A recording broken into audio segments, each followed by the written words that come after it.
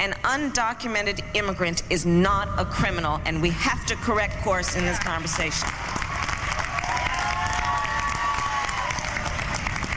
Una persona sin papeles no es criminal. We will begin the largest deportation operation in the history. What's going on, everyone? Jeremy here from the Courting. Absolute shocking news. I don't really even know what I expected, how I thought I would report some of this stuff. Mainstream media has actually begun turning on cackling Kamala Harris. Not only that, they issued an apology to Donald Trump. I don't even know how, I don't know what to do right now. I'm confused. But if you also didn't see this in the clown world, make sure you leave a like on this video right now. By the way, I do a live stream every day at 1 o'clock Eastern. My live stream is extremely important to me. I've also been doing 6 and 7 o'clock live streams like I will today. I'll be live streaming the Cackling Kamala DNC tonight. I would really love it if you subscribed to the Quartercast channel, which is my live stream channel on YouTube. If you're watching this on Rumble, you already watch where I live stream, but I haven't missed a stream day in almost 2 years, and I'd really love to see you there. I have co-hosts like Melanie Mack, Six Hexit Hammer. I have guests like Robbie Starbuck, Graham Allen this week. So I'm going to leave a link to Quartercast in the description and in the pinned comment. Please go subscribe to it. Tune in 1 Eastern, or you can rewatch it later. Plus, also, I'm as the election comes and the debates come, I'll be live streaming all of those too, hanging out with y'all. And I hope that you'll stop by. Now, let's start with, this is the Washington Post. Okay, the Washington Post. Why Harris's housing plan won't work in the Washington Post. This would be like saying, having CNN have a debunking Kamala article. Wait, what? This is CNN. 818,000 jobs correction may not worry economists, but it's a problem for Kamala Harris. What? What? Literally, what? Bernie Sanders gives tough love to the Harris campaign. What's even happening? PBS correspondent issues apology to Trump. What is happening? Don't forget, after the video, subscribe to Quartercast if you're a YouTube viewer, because we talk about this kind of stuff and world-breaking news every day, sometimes twice a day. Kamala Harris can't count on adding 3 million houses to the market by the end of 2028. The worst parts of Vice President Kamala Harris's economic plan are pretty bad. Like, so bad that her more credible defenders are reduced to arguing that silly proposals such as exempting tips from income tax at least poll well, and maybe when she says first ever federal ban on price gouging on food, she really just means robust antitrust enforcement. In any case, supporters say her best ideas are very good, especially her housing agenda. America's housing crisis makes everything else about the U.S. economy worse. It exacerbates homelessness. No, it doesn't. Slows family formation. That might be true. Prevents workers from moving to opportunities. Maybe. And puts an enormous strain on budgets of hardworking people. Well, duh, that part's obvious. That's why the Fed's going to cut rates today, and all that's going to do is pour gasoline on the inflation fire. But it's an election year. Idiots. Anyway, not you guys, the Fed. The Fed's just doing this to hamstring. They think, they do this to help the current sitting president. So everyone's like, yeah, interest rates got cut. And all it does is kick the can down the road, which our government's been doing for 20 years now, for the next president. And it's going to fall, they believe, probably on Trump's head if he wins. Now, Harris has promised to build 3 million homes by the end of her first term as a signal that she understands what it takes to fix the problem and is serious about doing so. How exactly is anybody going to afford a loan? The average interest rate on the 30-year fixed mortgage right now is almost 8%, and that's a 20% down. With 20% down, it's nearly 8%. Just to put that in perspective, my current home loan's 2.75%, and I put 10% down. So, I mean, I don't really,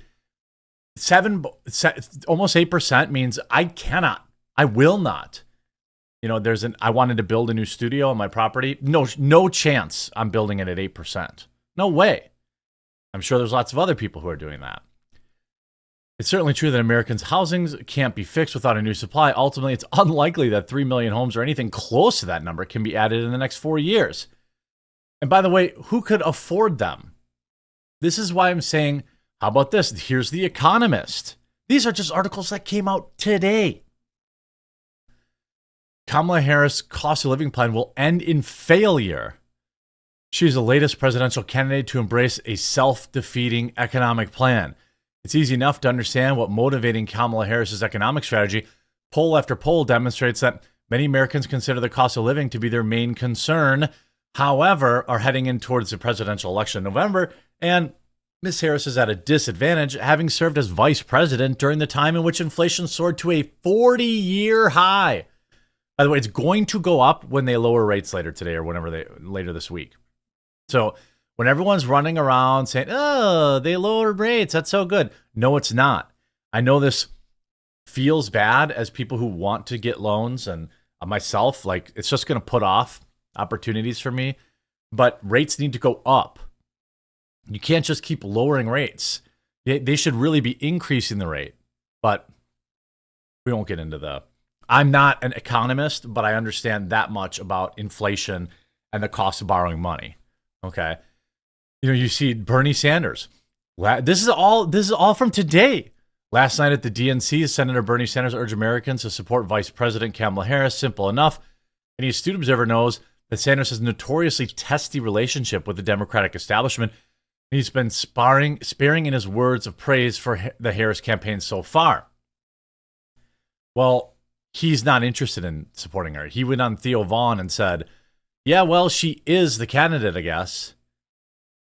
I mean, CNN, 818,000 job correction may not worry economists. It's a problem for Kamala Harris.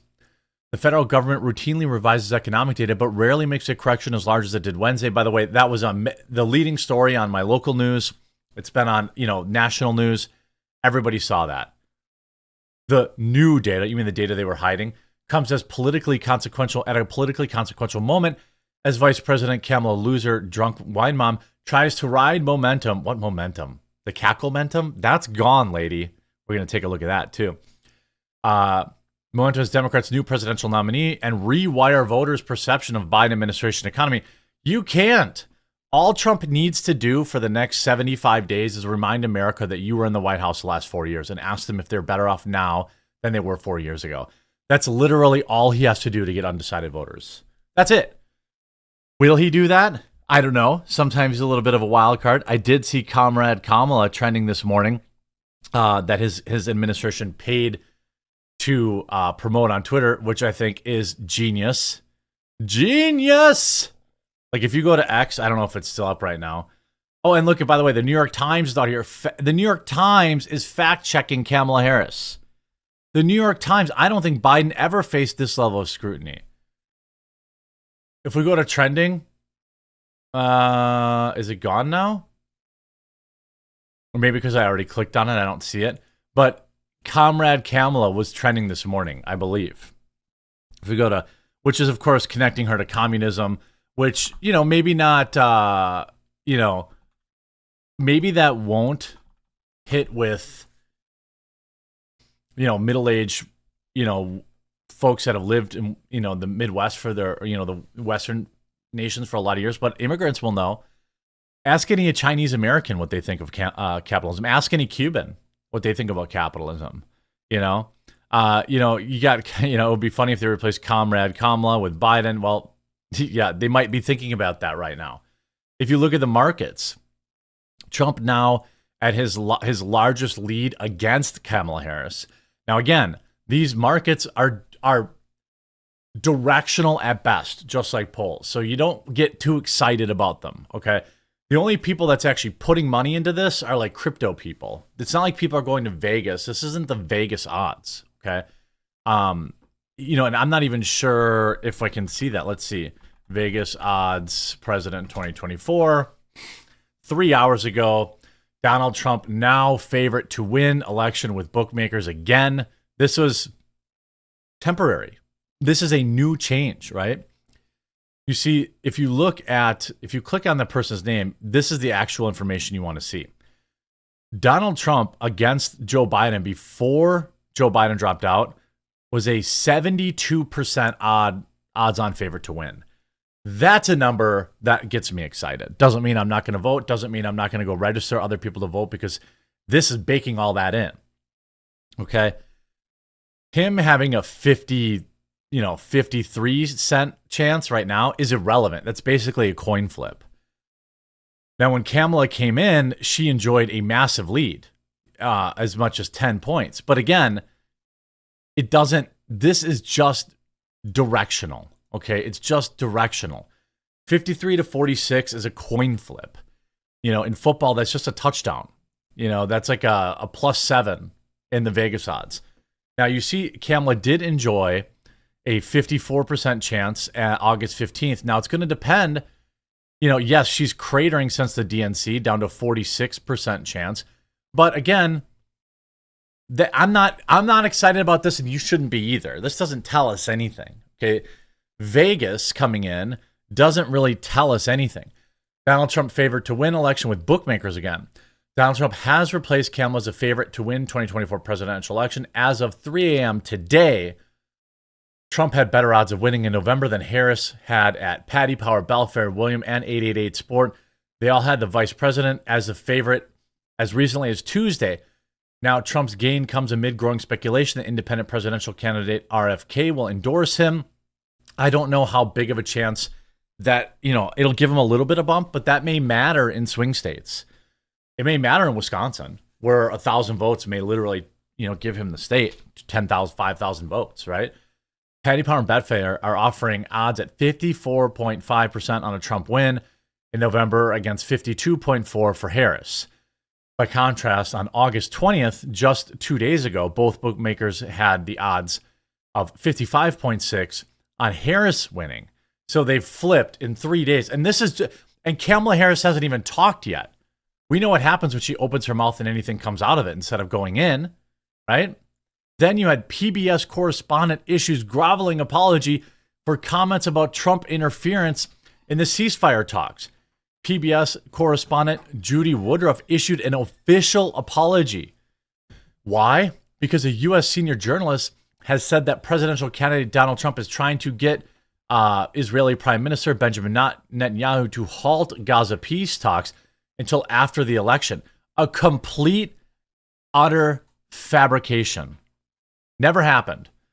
She went out and said, no, Donald Trump's saying, hey, you should keep the war going. And she reported that as a fact. And she came out.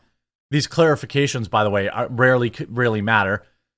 I want to clarify my remarks on PBS Special Night Monday night about the ongoing ceasefires of the Middle East. Woodruff posted to her account on Wednesday.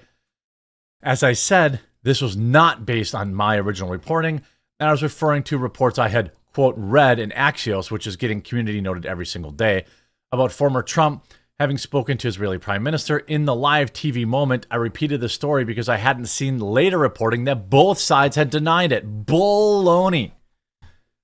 You got caught lying and you were forced to apologize for it, something that I never thought I would see.